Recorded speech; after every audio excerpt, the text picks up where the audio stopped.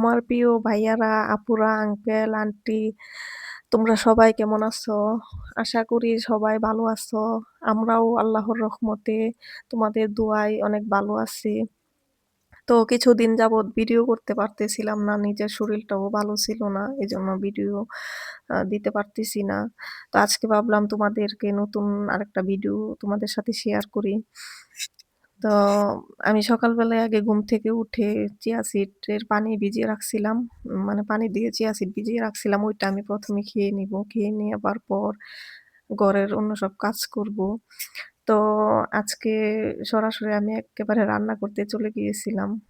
সকালে অন্য কোনো কাজ করি নাই। আমাদের এক আত্মীয় মারা গিয়েছিল।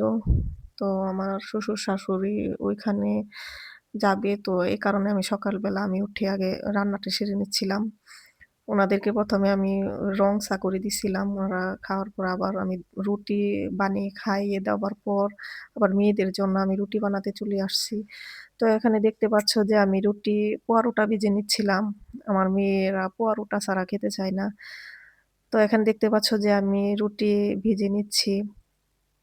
ভেজে নেবার পর আমি আবার দুধ চা করব। ওরা আবার দুধ চা ছাড়া রুটি খেতে চায় না, বিরক্ত করে। দুধ চা হলে রুটিটা খেতে ভালো পায়। তো এদিকে আমি দুধ চা করে নিচ্ছিলাম। তো সবাইকে আমি বলতে চাই যে এখনো যারা আমার চ্যানেলটা সাবস্ক্রাইব করোনি অবশ্যই আমার চ্যানেলটা সাবস্ক্রাইব করবা। আর অবশ্যই ভিডিওতে লাইক দিতে ভুলো না। লাইক দিয়ে পুরো ভিডিওটা কন্টিনিউ করার চেষ্টা করবা। তো এইদিকে আমি দুধ চাটা করে রুটি ভেজে মেয়েদেরকে খাইয়ে তারপর স্কুলে পাঠিয়ে দেওয়ার পর আমি দুপুরের জন্য রান্নার প্রস্তুতি নিচ্ছিলাম। তো এদিকে আমি আজকে বাজার করাতে পারিনি। আমার শ্বশুর বাড়িতে ছিল না যেহেতু। তো ভাবলাম যে দুপুরের জন্য কি রান্না করব। তো ফ্রিজ মিলে দেখলাম যে হাঁসের গুস্ত ছিল তো ওইটা বার করলাম। বের করার পর যে ভাবলাম যে গরুর আ হাঁসের গুস্ত আর ডিম ভুনা করব। তো ১ম এ আমি দেখতে পাচ্ছ যে আমি ডিমটা ভুনা করে নিচ্ছিলাম। এখানে পেঁয়াজ আমি ব্রাউন করে তারপরে অল্প একটু রসুন বাটায় অল্প একটু আদা বাটা দিয়ে একটু ভেজে তারপর পানি দিয়েছিলাম। পানি দেওয়ার পর হলুদ, মরিচ, আ ধনিয়ার গুঁড়া, তারপর অল্প একটু জিরার গুঁড়া আর লবণ দিয়ে ভালো করে মসলাটাকে কষিয়ে নিচ্ছিলাম। তো যেহেতু আমার তাড়াহুড়া করতেছিলাম, তাড়াতাড়ি রান্নাটা সেরে ফেলবো মেয়েরা আসার আগে। তো এদিকে আমি আবার পানি দিয়েছিলাম। আজকে একদম সিম্পল ভাবে আমি রান্নাটা করার চেষ্টা করব। ডিম ভুনাটা। তো এদিকে আমি পানি দেওয়ার পর পানিটা একটু বলক ওঠার পর আমি ডিমগুলো আমি ভেঙে দিয়ে দিচ্ছিলাম। তো প্রায় সময় দেখা যায় যে তাড়াহুড়ার জন্য এভাবেই ডিম ভুনাটা করা হয়। আর এভাবে খেতে ভালোই লাগে। তোমরাও এভাবে আ দেখতে পারো ট্রাই করে। কেমন লাগে? জায়গাটায় দাঁড়িয়ে আমি রান্না করি।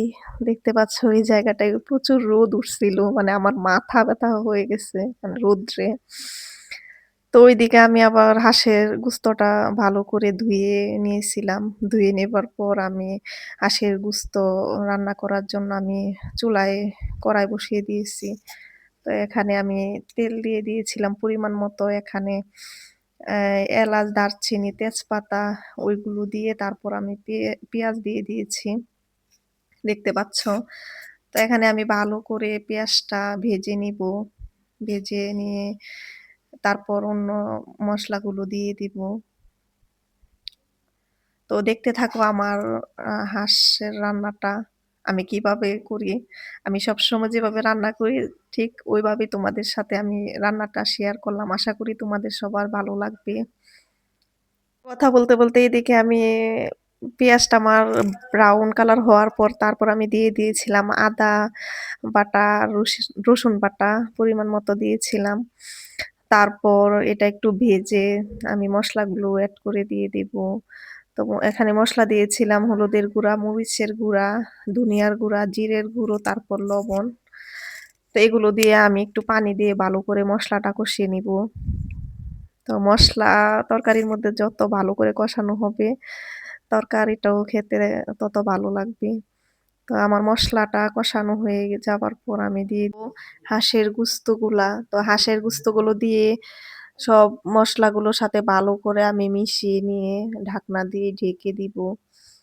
তো এদিকে দেখতে পাচ্ছ যে হাঁসের গুস্ত থেকে অনেকগুলা পানি উঠে গিয়েছে। তো এই পানি দিয়ে আমার গুস্তটা কষানো হয়ে যাবে।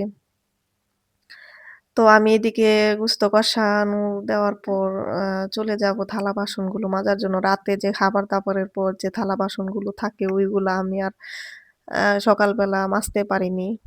তো ভাবলাম যে একেবারে আমার রান্নাগুলো শেষ করে তারপর থালা বাসনগুলো আমি মেজে নিবো। চুলার আগুনটা আমি মিডিয়ামে রেখে তারপর সবগুলো থালা বাসন মেজে নিয়েছিলাম। তো ওইগুলো আর তোমাদের সঙ্গে নাই শেয়ার করলাম। তো এদিকে দেখতে পাচ্ছ যে আমার তরকারিটা কষানো শেষ। এ পর্যায়ে আমি কিছু আলু দিয়ে দিয়েছিলাম। আলুটা আমি আগে থেকে কেটে রেখেছিলাম। যেকোনো গোস্তের মধ্যে আমার আলু খেতে ভালো লাগে। তা আমি সবসময় চেষ্টা করি আলু দেওয়ার জন্য। সবার কাছে ভালো নাও লাগতে পারে। তো এদিকে দেখতে পাচ্ছ যে আমার আলুটা কষানো শেষ। ওইদিকে আলু আর গোস্তটা কষানো শেষ। তো আমি পরিমাণ মতো পানি দিয়ে দিয়েছিলাম। পানি দিয়ে দেবার পর আমি ভালো করে ঢাকনা দিয়ে ঢেকে রেখেছিলাম। ক্ষণ পর আমি তরকারিটা ভালো করে নেড়ে দিব। তো এইদিকে দেখতে পাচ্ছ যে আমার হাঁসের গুস্তটা রান্না করা শেষ।